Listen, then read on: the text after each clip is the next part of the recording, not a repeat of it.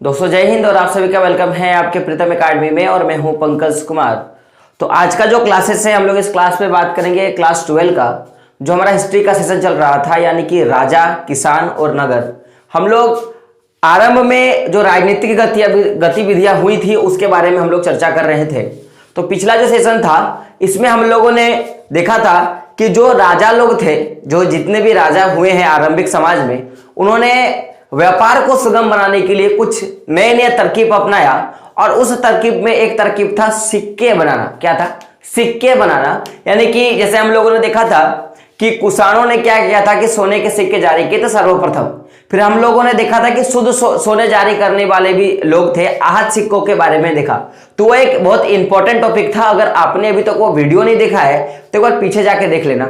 और आज का जो टॉपिक है हम लोग इस टॉपिक पे बात करेंगे कि पूरा जो हम लोगों ने पूरा आरंभिक इतिहास जो पढ़ा, तो ये इतिहास कहीं ना कहीं से देखने को मिला। हम लोगों ने इसमें जो भी अभिलेख है उससे हमको गुप्त वंश का साक्ष्य मिला और बहुत सारे चीजों के बारे में हम लोगों ने देखा था। आज का जो टॉपिक है इस टॉपिक में देखेंगे कि आज हम लोग जितने भी भाषाओं का उपयोग कर रहे हैं, चाहे आप बंगाली का बात कर लो या आप हिंदी का बात कर लो या इंग्लिश का बात कर लो, तो ये जितनी भी भाषा है इनका कहीं ना कहीं से उदय हुआ है। और इनका जो उदय है वो जाहिर सी बात है कि आरंभिक जो हमारा काल था जब राजाओं महाराजाओं का उदय हुआ तो वहीं से हुआ है। यानी कि आज हम लोग देखेंगे जितने भी तरह के अभिलेख थे उन अभिलेखों में प्रयोग किए गए भाषाओं के बारे में हम लोग बात करेंगे। हम लोग उसमें जो लिखावट का जो तरीका, उस लिखावट के तरीके के बारे में हम लोग बात करेंगे। तो टोटली दो तरह के उस समय के लिखावट फेमस थे। एक जो था वो ब्राह्मी लिपि और दूसरा क्या था, खरोष्ठी लिपि। यानी कि दो तरह के लिखने के शैली फेमस थे। एक क्या था, ब्राह्मी लिपि, और दूसरा क्या था, खरोष्ठी लिपि। तो दो तरह के लिखने का शैली था। जैसे अगर मैं बात करूं, अगर आप एग्जाम देने जाते हो तो आपके बोर्ड आपके फर्स्ट में पूछता है कि आप किस लिपि से एग्जाम दोगे, तो वहां पे लिखना होता है कि बहुत अगर जो बच्चे हिंदी से एग्जाम लिखते हैं वो लिखते हैं देवनागरी, और जो इंग्लिश से देते हैं वो क्या लिखते हैं, रोमन। तो उसी तरह का जो लिपि है, लिखने का जो शैली है, उसी को हम लोग लिपि के नाम से जानते हैं। और उस समय दो लिपियां सबसे फेमस थी, एक ब्राह्मी लिपि और दूसरा क्या था, खरोष्ठी लिपि। तो हम लोग इसके बारे में पढ़ेंगे। यहां से हर साल आपका क्वेश्चन आता है कि ब्राह्मी लिपि के बारे में टिप्पणी दे या खरोष्ठी लिपि के बारे में टिप्पणी दे। हर साल आपको बोर्ड आपको क्वेश्चन पूछेगा। और साथ में यह भी क्वेश्चन आपसे पूछता है कि जो भी अभिलेख मिला तो उनको पढ़ने में जितने भी पुरातत्वविद हैं उनको कितना समस्या आया था, उसके बारे में भी क्वेश्चन आता है। तो ये दोनों क्वेश्चन आपको हर साल बोर्ड में देखने को मिलेगा। या देखने को मिलेगा कि जो भी अभिलेख है उनको पढ़ने में किस तरह का प्रॉब्लम झेलना पड़ा पुरातत्वविदों को, या पूछेगा कि जितने भी अभिलेख थे उनको किन किन भाषाओं में लिखा गया उनके बारे में वर्णन करें। तो ये दो तरह का क्वेश्चन आपको हर साल आपको बोर्ड देगी। तो पहले हम लोग बात करते हैं एक भाषा की शैली का जिसका नाम है ब्राह्मी लिपि। किसके बारे में बात करेंगे? ब्राह्मी लिपि का।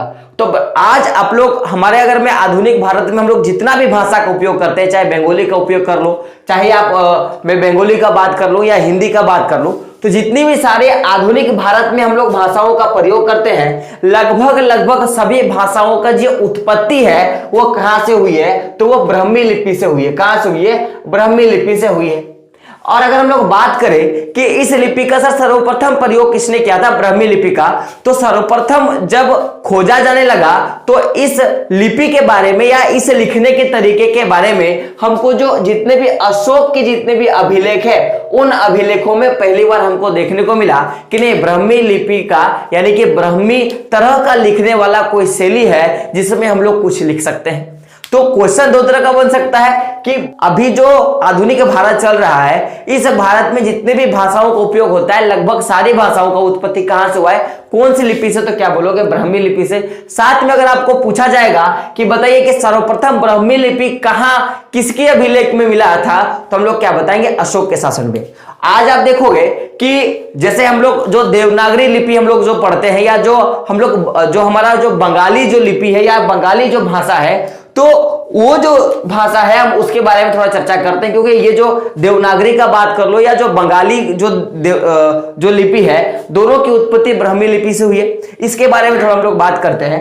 तो अगर आप 18वीं सदी की बात करोगे तो 18वीं सदी में जो यूरोपीय पुरातत्वविद है, मैंने क्या बोला कि 18वीं सदी में जो यूरोपीय पुरातत्वविद है उन्होंने क्या किया कि भारत के जितने भी ब्राह्मण हैं उनके मदद से वो लोग क्या किए कि हमारे जितने भी पांडुलिपियां हैं उनका अध्ययन किया, और उन पांडुलिपियों में जो भी वर्ण है, वर्ण यानी कि हम लोग जानते हो क ख ग अ ये सब, ठीक है, तो उन लिपियों में जितने भी वर्ण है उनके प्राचीन वर्णों को क्या किया कि अपने साथ मिलाने और बैठाने का काम किया, और उससे क्या किया, वो लोग भाषा तैयार करने का काम किया। किसने? तो यूरोपीय पुरातत्वविदों ने। अब हम लोग देखते हैं कि यहां पे हम लोगों ने दो चीजों के बारे में डिस्कशन किया कि इसकी जो उत्पत्ति है ब्राह्मी लिपि महत्वपूर्ण क्यों है। तो कारण है कि भारत में जितने भी भाषाएं आज मौजूद है सबकी उत्पत्ति लगभग कहां से हुई है? ब्राह्मी लिपि से हुई है। अब फिर हम लोगों ने देखा था कि हम लोग जो दो तरह की जो लिपियां उपयोग करते हैं, एक देवनागरी और दूसरा है बंगाली लिपि। तो ये भी लिपियां जो है किससे लिया गया है? ब्राह्मी लिपि से लिया गया है। और इसकी जो उत्पत्ति है, चाहे देवनागरी का बात करो या आप किसका बात करो, बंगाली लिपि का, तो यूरोपीय जो पुरातत्वविद है और जो भारतीय ब्राह्मण है दोनों ने मिलकर किया। तो किया कैसे? तो इन्होंने जितने भी भारत में जितने भी पांडुलिपियां पाई गई थी उनका अध्ययन किया, और साथ में उन पांडुलिपियों में जितने भी अक्षर छपे हुए थे उन अक्षरों को आधुनिक अभी का जो वर्ण है उससे मेल करने का काम किया, और उससे उन्होंने पढ़ना शुरू कर दिया। यहां तक तो बात आपको समझ में आ गया। अब हम लोग देखते हैं कि जब ब्राह्मी लिपि को पढ़ा जा रहा था तो उसमें बहुत तरह का समस्याएं उत्पन्न आया, उसके बारे में देखते हैं। तो अगर मान लो कि आपको मोटा मोटी अंदाजा होगा कि आपको यहां से आपका घर जाना है तो आप जा सकते हो, लेकिन आप कभी गए हो नहीं हो तो आप किसी भी दिशा में जा सकते हो, किसी भी दिशा में जा सकते हो। तो उसी तरह पहले लोगों को लगता था कि जितने भी लिपियां हैं या जितनी भी तरह के लिपियां लिखी जाती हैं सारी लिपियां क्या होती हैं कि वो संस्कृत भाषा में लिखी गई है। किस भाषा में? संस्कृत भाषा में। उसी तरह जब ब्राह्मी लिपि का अध्ययन किया गया तो जितने भी विद्वान है, चाहे यूरोपीय विद्वान का बात करो या भारतीय ब्राह्मणों का बात करो, तो दोनों के माइंड में बस एक चीज चल रहा था, क्योंकि उस समय संस्कृत भाषा का ज्यादा प्रयोग होता था। तो उन्होंने सोचा कि इस लिपि में, संस्कृत भाषा में इस लिपि में लिखा होगा। और ये जो था ये अंदाज में कई बार इन्होंने अंदाजा लगाया और पढ़ने का काम किया। तो ये क्या करते थे कि जो संस्कृत में जितने भी क ख होते हैं या फिर जितने भी वर्ण होते हैं उनको उस समय जितने भी ब्राह्मी लिपि में जितने भी अक्षर लिखे हुए थे उनसे मेल कराने का काम करते थे और शब्दों को पढ़ने का काम करते थे। तो चूंकि ये जो लिपि थी ब्राह्मी लिपि वो संस्कृत में लिखी ही नहीं थी, तो ये लोग जितने बार अंदाजा लगा के पढ़ने का काम किए उतना बार ये लोग क्या हो गए? विफल हो गए। क्या हो गए? विफल हो गए। तो अंततः दूसरा कुछ माइंड लगाया और इन्होंने देखा कि ये जो जितने भी हम लोग लिपि का बात कर रहे हैं, ये जो ब्राह्मी लिपि है ये किस भाषा में लिखा गया है? तो इन्होंने देखा कि ये जो है जो प्राकृतिक भाषा में लिखा गया था। तो जब इनको पता चला कि ये जो भाषा है ये प्राकृतिक भाषा है तो इनको पढ़ने में क्या हो गई? सुगमता हो गई। तो क्वेश्चन आपको क्या आता है कि बताइए ब्राह्मी लिपि जो है वो किस भाषा में लिखी गई थी? तो आप क्या बताओगे? प्राकृतिक भाषा में लिखी गई थी। किस भाषा में? प्राकृतिक भाषा में लिखी गई थी। अब हम लोग बात करते हैं कि जब इनको पता चला कि ये लिपि जो है वो प्राकृतिक भाषा में लिखी गई है, किसी हिसाब से इनको पता चला तो इनको खोजने में आसानी हो गई। क्या हो गई? इनको खोजने में आसानी होगी, ढूंढने में आसानी होगी, अध्ययन करने में आसानी हो गई। अगर मैं बात करूं ब्राह्मी लिपि की खोज तो हो गया था, अशोक का अभिलेख का तो खोज हो गया था, लेकिन उसके पढ़ने का और पढ़ने में जो लिपि का प्रयोग किया गया उसके बारे में, तो इसका जो खोज है वो किसने किया था? तो जेम्स प्रिंसेप नाम के व्यक्ति ने किया था। किसने किया था? जेम्स प्रिंसेप नाम के व्यक्ति ने किया था। और जितने भी अभिलेख थे अशोक के काल में सभी लिपियों का मैं बात करूं तो वो सारे जो अभिलेख है वो किस भाषा में लिखे गए थे? किस लिपि के आधार पर लिखे गए थे? तो सारे ब्राह्मी लिपि के आधार पर लिखे गए थे। यानी कि जेम्स प्रिंसेप ने क्या किया था कि अशोक के काल का जो ब्राह्मी लिपि था उसका खोज, याद रखिएगा, 1838 में। कब? 1838 में उन्होंने खोजा और इनके शब्दों के बारे में पता लगाया कि ये जो अक्षर है इसके बारे में क्या मतलब है, ये जो अक्षर है इसके बारे में क्या मतलब है। इसके बारे में खोज किसने निकाला था? तो जेम्स प्रिंसेप। तो हम लोगों ने यहां से यहां तक जो पढ़ा ये क्या था? ब्राह्मी लिपि के बारे में। तो कभी अगर आपके पास क्वेश्चन आएगा कि ब्राह्मी लिपि के बारे में टिप्पणी करें तो आप लोग आराम से कर सकते हो, यहां तक तो कोई दिक्कत नहीं होनी चाहिए। ब्राह्मी लिपि का मैं बात करूं तो भारत में जितने भी तरह के आज भाषाएं देखते हैं सब क्या है? इसका मूल है।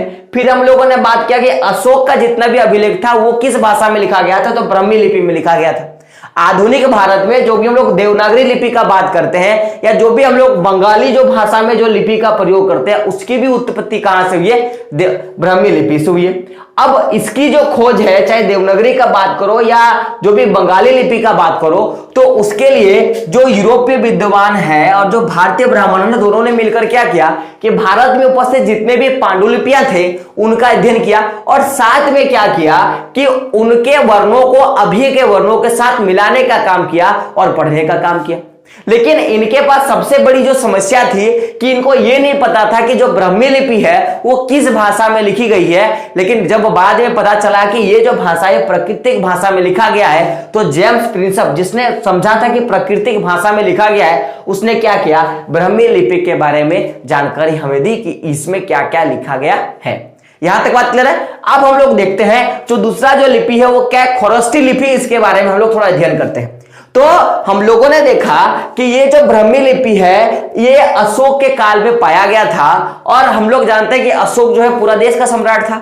लेकिन हम लोग अगर खरोष्ठी लिपि का बात करें तो खरोष्ठी लिपि जो है इसका जो सबसे ज्यादा जो प्रयोग था इस तरह के लिखने का, खरोष्ठी लिपि के तरह लिखने का जो शैली है ये ज्यादातर आपको पश्चिम उत्तर में क्या उस भाग में ज्यादा देखने को मिला। यानी कि मैं बोल सकता हूं अफगानिस्तान है ना, इधर वाला जो रीजन था अफगानिस्तान हो गया, उसके बाद पंजाब हो गया, इस वाले रीजन पे जो खरोष्ठी लिपि है ज्यादा मात्रा में चलता था, लिखने का तरीका जो चलता है। अगर हम लोग बात करें कि जब इसको पढ़ा जा रहा था खरोष्ठी लिपि को, तो इसमें भी बहुत तरह का समस्या आया और उस समस्याओं का क्या हो गया, हल हुआ। तो पहला अगर बात करें तो पहले इनको लगता था कि जो लिपियां हैं वो राजा का जो अभिलेख है उसको हम लोग पढ़ के पता कर लेंगे। लेकिन जितने भी राजाओं ने खरोष्ठी लिपि का प्रयोग किया था, पश्चिमी उत्तरी प्रांत के राजाओं ने, तो जब पुरातत्वविदों ने उनको पढ़ने का काम किया तो अभिलेखों से इनको खास कुछ जानकारी प्राप्त नहीं हुआ।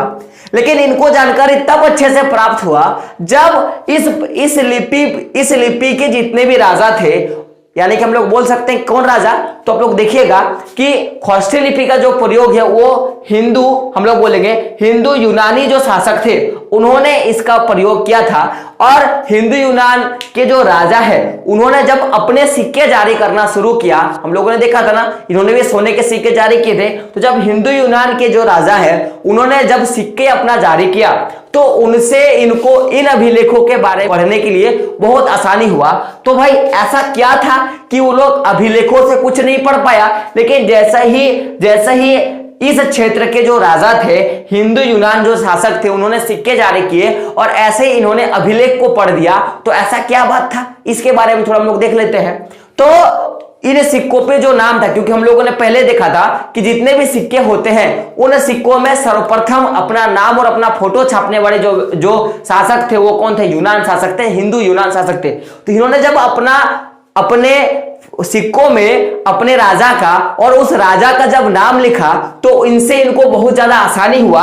और ये आसानी क्यों था, क्योंकि देखिए इन सिक्कों में जो शासकों के नाम थे ना, जो यूनान और खरोष्ठी के लिपि से लिखा हुआ था। जो यूनान के लोगों ने जिस तरह के लिखने का प्रयोग किया था यूनानी भाषा में, उसी तरह का इन्होंने खरोष्ठी भाषा में लिखा। और दोनों ही भाषा में हम लोग बोल सकते हैं कि यूनान भाषा को पढ़ने वाले जो यूरोपीय विद्वान है, मैंने क्या बोला, यूनान भाषाओं को पढ़ने वाले जो यूरोपीय विद्वान है उन्होंने क्या किया कि जो खरोष्ठी भाषा के जो अक्षर है उनसे मेल करवाने का काम किया और मिल भी गया। मैंने क्या बोला कि खरोष्ठी लिपि में जब खरोष्ठी लिपि का खोज किया गया था तो अभिलेख से कुछ साक्ष्य नहीं प्राप्त हुआ, लेकिन जैसे ही इनका सिक्का मिला यूनान राजाओं का, तो उसकी जो लिखावट की शैली है और जो यूनान के भाषा का जो लिपि था उसकी जो लिखावट की शैली है, दोनों एक था। तो विद्वानों ने क्या किया, पूरा यूनान के जो विद्वान है उन्होंने क्या किया कि अपने लिपि के अक्षरों के साथ खरोष्ठी लिपि के अक्षरों को मिलाने का काम किया। तो देखा कि दोनों क्या है, सेम है, दोनों क्या है, सेम है। और दोनों में अगर मैं बात करूं तो दोनों लिपियों में एक राजा का नाम लिखा था और वो राजा क्या था, देख लो यहाँ पे मैंने नाम लिखा है, पोलोटस नाम का जो राजा है उसके बारे में दोनों में लिखा हुआ था। यानी कि यूनान की लिपि में भी और खरोष्ठी लिपि में जो सिक्का मिला उसमें भी एक ही राजा का नाम था, क्या, अपोलोडस। तो जब दोनों के नाम का सिक्का मिला अलग अलग, यानी कि बोल सकते हैं कि दोनों सिक्कों में इनके जब नाम का लिखा हुआ फिगर मिला, सिक्का मिला, तो इनको पता चला कि ये जो भाषाएं हैं सभी भाषाएं क्या है, दोनों एक है, यानी कि यूनान में लिखे गए लिपि का भाषा और जो ख्वस्ती लिपि है दोनों क्या एक है। और इसी तरह मैं बोल सकता हूं कि ख्वस्ती लिपि का आराम से इन्होंने क्या किया, सिक्का पाने के बाद उसके बारे में जानकारी दी। तो जैसे कि मैं बात करूं कि अगर मैं समान शब्द का बात करूं तो वहां पे ओ अक्षर जो था तो दोनों में समान था और दोनों की जो भाषाएं थी वो कैसे थी, प्राकृतिक भाषा थी। यानी कि यूनान में जिस तरह का जो लिपि मिला, यूनान लिपि वो भी कैसा था, ख्वस्ती लिपि में लिखा गया था और मतलब प्राकृतिक भाषा में लिखा गया था, और जो ख्वस्ती लिपि मिला वो भी क्या था, प्राकृतिक भाषा में लिखा गया था। और दोनों का एक समान अक्षर और मिला तो उन्होंने ढूंढ लिया कि नहीं ये जो भाषा है ये प्राकृतिक भाषा है और अब हम लोग सहजता से क्या कर सकते हैं, भाषा को पहचान सकते हैं। तो हम लोगों ने ख्वस्ती लिपि के बारे में पढ़ा। अब हम लोग देखेंगे अगला कि जो भी अभिलेख है उस अभिलेख की जो साक्ष्य है उसकी क्या सीमाएं थी, उसकी क्या लिमिटेशन थी। ये हम लोग बोल सकते हैं कि जो भी हमको साक्ष्य मिला उससे हमको अभिलेख को पढ़ने में किस तरह से मदद हुआ और किस तरह से हमको मैं बोल सकता हूं कि समस्या उत्पन्न हुआ।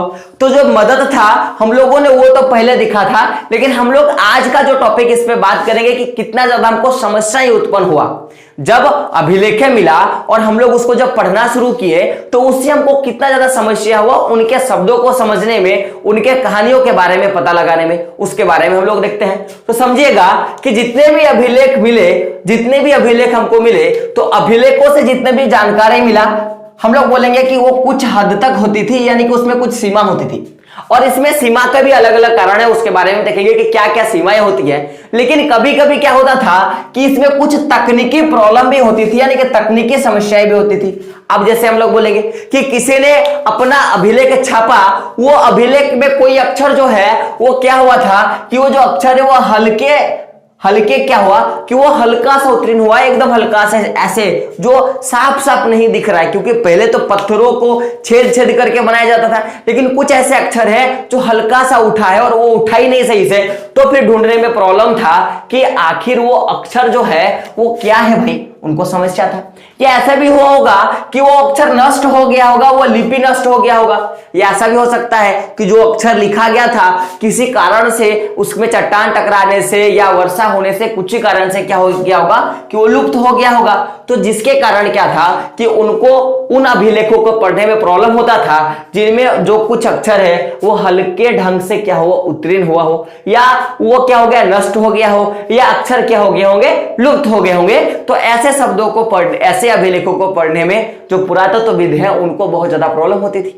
ये तो एक प्रकार का मेजर प्रॉब्लम था कि अगर तकनीकी प्रॉब्लम हो तो क्या क्या प्रॉब्लम आ सकती थी। लेकिन कभी कभी ऐसा होता था कि उनके पास सब कुछ सही है, उनको जो अक्षर है वो सही से उत्तीर्ण है, उनको पता है कि नष्ट नहीं हुआ, यानी कि बोल सकते हैं जो तकनीकी सीमा है वो नहीं है, एकदम साफ साफ अक्षर से सब कुछ लिखा हुआ है, एकदम डीप वाला कि देख के समझ सकता है कि ये क्या लिखा है, सब कुछ सही है। लेकिन होता क्या था कि अभिलेखों में कुछ शब्द होते थे ना, वो वास्तविक अर्थ के बारे में, पुरातत्वविदों के बारे में पूर्ण ज्ञान नहीं होता था। और उसी के कारण क्या होता था कि कभी कभी उस लिपि को पढ़ने में या कुछ अभिलेखों को पढ़ने में वो लोग सफल नहीं होते थे। मैंने क्या बोला कि अभिलेखों के शब्द के वास्तविक अर्थ के बारे में किसी को पूर्ण जानकारी नहीं होता था। जो लिपि को पढ़ रहा है उसमें किसी वर्ड के बारे में बोल दिया और उस वर्ड के बारे में उसको पूर्ण जानकारी नहीं है, तो क्या होगा कि उस अभिलेख में किस बात के लिए बोला गया है वो जानना उनके लिए प्रॉब्लम था। तो ये इनके पास दूसरा प्रॉब्लम था। जैसे बोलने का मतलब है कि मान लो कि उस समय कोई एक स्थान होता था लेकिन आज वो नहीं है। जैसे अगर मान लो कि अभी मेरे को लिपि मिलता और हड़प्पा सभ्यता का खोज नहीं होता और उसमें हड़प्पा लिख देता, तो अब हम लोग प्रॉब्लम में आ जाते हैं कि साला इसका मतलब है क्या, ये कोई जगह है कि किसी राजा का नाम है कि क्या है, हमको पता नहीं होता। तो इसी तरह अगर मान लो कि कोई विशेष स्थान का हो या कोई विशेष समय का बोध अगर उस लिपि में बता दे और उसके बारे में हमको जानकारी नहीं हो तो हमें उसको पढ़ने में बहुत ज्यादा प्रॉब्लम होता था। ये आपको पता चला। तो पहला हम लोगों ने प्रॉब्लम क्या देखा कि कुछ तकनीकी प्रॉब्लम, दूसरा क्या देखे कि वास्तविक जो अर्थ है उसके बारे में अगर उसको ज्ञान नहीं होगा तो वो समझ नहीं पाएगा। हम लोगों ने दूसरा प्रॉब्लम देखा। अगर हम लोग तीसरा प्रॉब्लम देखें तो जितने भी अभिलेख थे तो उन अभिलेखों का संरक्षण का प्रॉब्लम था उस समय। अभी नहीं, अभी जो मिलेगा उसको तो बचा कर रख देंगे, लेकिन उस समय क्या था कि बहुत से ऐसे अभिलेख है उनका संरक्षण नहीं हो पाया और वो नष्ट हो गया, जिसके कारण से हम लोग बहुत से ऐसे अभिलेख है जिसको नहीं पढ़ पाए।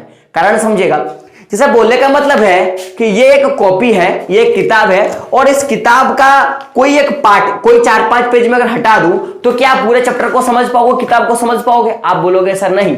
तो ऐसा हुआ होगा कि कोई भी एक अभिलेख है और उस अभिलेख का कोई एक मूल अंश जो है वो कहीं गायब हो गया होगा, लुप्त हो गया होगा, या वो खराब हो गया होगा, किसी ने उसको बचा कर नहीं रखा। तो उस कारण से हम लोग उस अभिलेख की जो पूरी घटना है वो जान नहीं पाते हैं। ये भी एक बहुत बड़ी समस्या है। अगर हम लोग चौथी समस्या का बात करें तो हो सकता है कि जो अभिलेख में जो सच्चाई है उसमें कुछ ना कुछ गड़बड़ी है। जैसे हम लोग जानते हैं कि जितने भी अभिलेख लिखे गए थे वो किन्हीं ना किन्हीं व्यक्ति के विचारों, किन्हीं ना किन्हीं व्यक्तियों ने लिखा था, और जितने भी अभिलेख है उन्हीं व्यक्तियों का विचार प्रकट करती थी जिसने क्या किया था कि उस अभिलेख को लिखाया था। अब इससे क्या प्रॉब्लम होता था समझिएगा, कि ऐसा भी हो सकता था कि जिसने भी इसके बारे में लिखा होगा उसने आधी अधूरी सच्चाई लिखी होगी। अगर कोई मेरे बारे में कुछ लिखेगा तो जाहिर से बात है क्या मेरे अच्छे चीजों को लिखेगा, और अगर कोई मेरा दुश्मन है तो मेरे बुरे व्यवहारों के बारे में लिखेगा।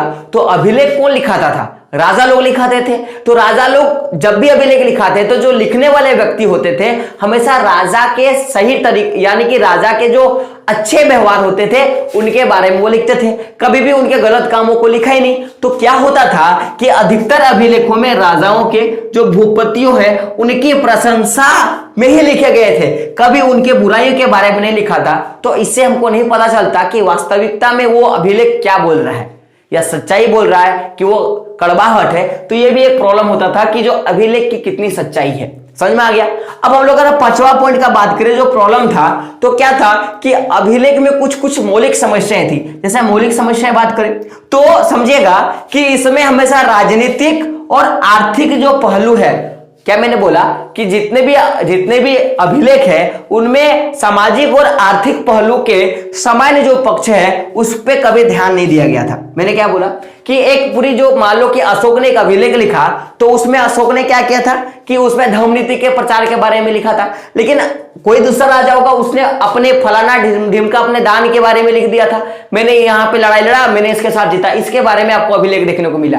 क्या अभी तक ऐसा अभिलेख मिला है आपको जिसमें वो अपने राजनीतिक गतिविधियों के बारे में लिखा होगा कि मैंने किस तरह से शासन किया था, मेरी कहां पे गलती हुई है, मैंने क्या किया? क्या कभी उसने अपने जिंदगी में जो आर्थिक उतार चढ़ाव थे उसके बारे में लिखा? आप बोलोगे नहीं। तो होता क्या था कि मान लो कि उनकी जो खेती की जो दैनिक प्रक्रिया थी क्या उसके बारे में कहीं भी हमको अभिलेख में साक्ष्य मिला क्या? आप बोलोगे सर नहीं। क्या बताइए जो रोजमर्रा की जिंदगी में जो उनका दुख और सुख होता था उसका कहीं आपको उल्लेख देखने को मिला क्या अभिलेखों में? आप बोलोगे नहीं। तो इतनी ज्यादा भिन्नताओं के कारण क्या होता था, इतनी ज्यादा जो समस्या था, और इन्हीं समस्याओं के कारण जो पुरातत्वविद है उनको अभिलेखों को समझने में बहुत सारा प्रॉब्लम हुआ, और इसी कारण से बहुत ज्यादा अभिलेख ऐसे हैं कि जिनको अभी तक पढ़ा नहीं गया और वो ऐसे के ऐसे ही रह गए। तो कारण हम लोगों ने, अगर मैं छठा प्रॉब्लम का बात करूं तो ये मेरे हिसाब से सबसे बड़ा प्रॉब्लम था, क्योंकि अब मान लो कि जो लिखाने वाला हो या जो लिखने वाला हो, यानी कि मैं बोल सकता हूं कि जो प्रकाशित करने वाला हो या जो अनुवादित करने वाला हो, उसने क्या किया कि कहीं कहीं कुछ ना कुछ गलती कर दिया। कि बोलने का मतलब है कि आपने जो नोट कॉपी बनाया उस नोट कॉपी में आपने कुछ गलत वर्डों को लिख दिया जो वास्तव में आपने गलत लिखा, तो फिर उससे भी तो बहुत ज्यादा फर्क पड़ता होगा। तो हो सकता है कि कुछ त्रुटियों के कारण भी अभिलेख जो है वो पढ़े नहीं गए। तो टोटली हम लोगों ने 6 ऐसे मेजर समस्याओं को देखा जिसके कारण अभिलेखों को पढ़ने में बहुत ज्यादा प्रॉब्लम होता था। तो वो क्या क्या था? पहला हम लोगों ने देखा कि कुछ तकनीकी प्रॉब्लम था। वो तकनीकी प्रॉब्लम जैसे वो हल्के उत्तीर्ण हुए होंगे, हल्के ढंग से उत्तीर्ण हुए होंगे, या वो नष्ट हो गए होंगे अक्षर, या फिर अक्षर लुप्त हो गए, ऐसा प्रॉब्लम देखा। फिर हम लोगों ने देखा कि हो सकता है कि जो वास्तविक अर्थ उस अभिलेख में लिखा होगा उस अर्थ के बारे में जिसने अभिलेख को पढ़ा उसको पता ही नहीं होगा, ऐसा भी हो सकता है। तो अभिलेख के बारे में सही जानकारी हमको नहीं मिला। या ऐसा हो सकता है कि जो भी अभिलेख उस समय थे उनका संरक्षण नहीं किया गया होगा सही ढंग से, और अभिलेख का कोई एक जो मेन पार्ट है वो क्या हो गया? गायब हो गया होगा। क्या होगा? गायब हो गया होगा। तो उससे भी उन्होंने पुरातत्वविदों को समझने में प्रॉब्लम हो रहा होगा। अब और हम लोगों ने प्रॉब्लम देखा कि उसकी कितनी सच्चाई थी। सच्चाई पे भी डिपेंड करता है कि ऐसे भी बहुत से राजा है जो अपने बारे में फेंक देते थे। फेंकने का समझते हो ना, कि अपना बहुत ज्यादा वो लोग पावर दिखा देते थे, तो उससे भी बहुत तरह की सच्चाई होती थी। ठीक है, फिर हम लोगों ने देखा था कुछ मौलिक ऐसी समस्याएं थी जिसके बारे में राजाओं ने कभी नहीं बताया, उनके बारे में नहीं लिखा, तो उससे भी अभिलेखों को पढ़ने में बहुत ज्यादा प्रॉब्लम हुआ। और सबसे बड़ा जो था, तो अभिलेखों को लिखने वाले या उनको अलग भाषा में अनुवाद करने वाले जितने भी पुरातत्वविद थे या जितने भी व्यक्ति थे, अभिलेख शास्त्री थे, तो उन्होंने कहीं ना कहीं कुछ ना कुछ गलती किया होगा, जिसके कारण भी बहुत सारे जो अभिलेख है उनको पढ़ने में दिक्कत आया होगा, समस्या आया होगा। तो चूंकि आज का जो टॉपिक है वो खत्म हो चुका है, अब हम लोग अगला जो हमारा वीडियो होगा उसमें हम लोग बुक 3 का चैप्टर 1 स्टार्ट करेंगे। क्या करेंगे? बुक 3 का चैप्टर 1 स्टार्ट करेंगे। और चैप्टर 1 आपको पता है क्या है? बुक 3 का जो चैप्टर 1 है वो है उपनिवेशवाद और देहात। क्या है? उपनिवेशवाद और देहात। हम लोग इसके बारे में अगला क्लास से हम लोग स्टार्ट करेंगे। तो आप लोग क्या करें, आपके जो दोस्त हैं उनको चैनल पे बना के लाएं, उनको लाएं और उनको बताएं कि किस तरह का क्लासेस जो है वो प्रीतम एकेडमी आपको दे रही है। तो यहां से यहां तक आप लोग इसको मेजर बढ़िया से नोट्स कर लो, इससे आपको हर साल आपको क्वेश्चन देखने को मिलता है। ठीक है, तो दोस्तों मिलते हैं अगले वीडियो में, तब तक के लिए जय हिंद, जय भारत और आपका दिन शुभ हो।